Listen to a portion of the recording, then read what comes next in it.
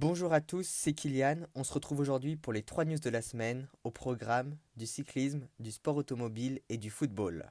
En cyclisme, 4 équipes sont confinées au W Abu Dhabi Yas Island Hotel à cause du coronavirus. En effet, jeudi 27 février, l'UAE Tour a été interrompu 2 jours avant la fin en raison de la suspicion de contamination de 2 membres italiens du staff de l'équipe italiano-émirati UAE Emirates.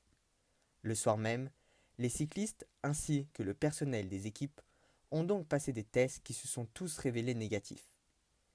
Dimanche 1er mars, après 2 jours de confinement dans l'hôtel, toutes ont eu l'autorisation de quitter Abu Dhabi, à l'exception de 3 équipes. 2 équipes françaises, la Groupama FDJ et la Cofidis, ainsi que l'équipe russe Gazprom Russe Vélo.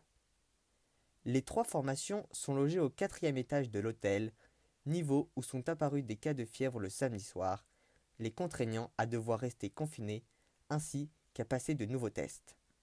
La 4e équipe encore sur place est l'UAE Emirates qui a décidé de rester afin de procéder à de nouveaux tests.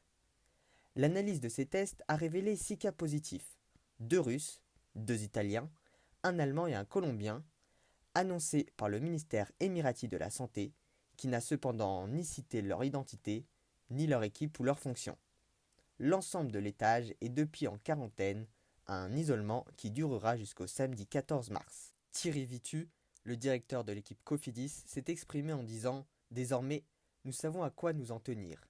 Et même si le confinement en chambre perdure, chacun va réussir à trouver occupation, distraction, activité. » De leur côté, les cyclistes ont partagé sur les réseaux sociaux leur manière de s'occuper.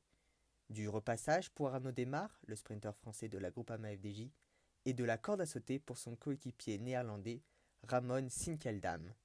Même si l'impact psychologique sera prépondérant, les cyclistes ont néanmoins pu obtenir des home trainers mercredi afin de minimaliser la perte physique pour la suite de la saison, qui ne fait d'ailleurs que commencer. En sport automobile, 7 écuries, Mercedes-AMG, Petronas Formula One Team, Red Bull Racing, Renault F1 Team, Rocket Williams Racing, Scuderia Alpha Tauri, McLaren Racing et Racing Point Formula One Team ont adressé mercredi 4 mars une lettre à la Fédération internationale de l'automobile suite à l'affaire sur les moteurs de la Scuderia Ferrari. En effet, vendredi 28 février, la FIA a publié un communiqué de presse exprimant un accord secret avec l'écurie italienne et dont les détails étaient confidentiels.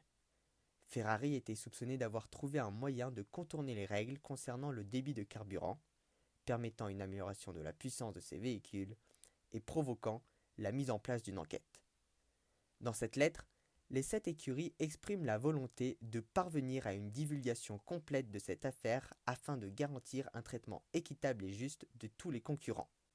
La réponse de la FIA n'a pas tardé.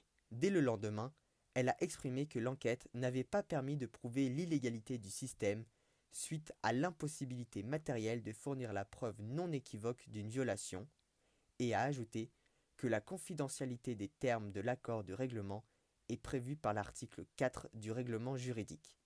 La saison 2020 qui débute le week-end prochain avec le Grand Prix d'Australie risque donc d'être passionnante.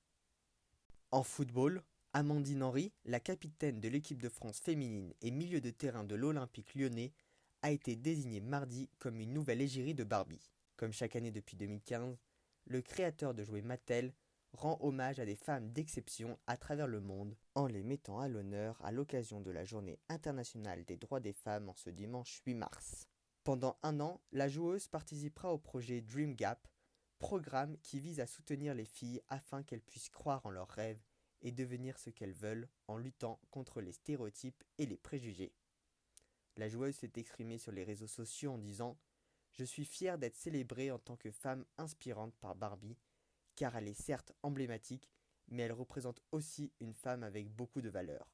J'ai envie d'aider les prochaines générations à briser le plafond des rêves. » Elle est notamment accompagnée dans ce projet par la sprinteuse britannique Dina Asher-Smith, l'escrimeuse ukrainienne Olga Karlandla ou encore la nageuse handisport turque Soumeye Boyassi.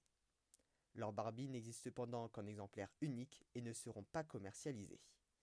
C'est sur cette news que l'on se quitte, n'hésitez pas à liker et partager la vidéo si elle vous a plu, ainsi qu'à réagir dans les commentaires. Pour ma part, je vous donne rendez-vous dimanche prochain pour les 3 nouvelles news de la semaine.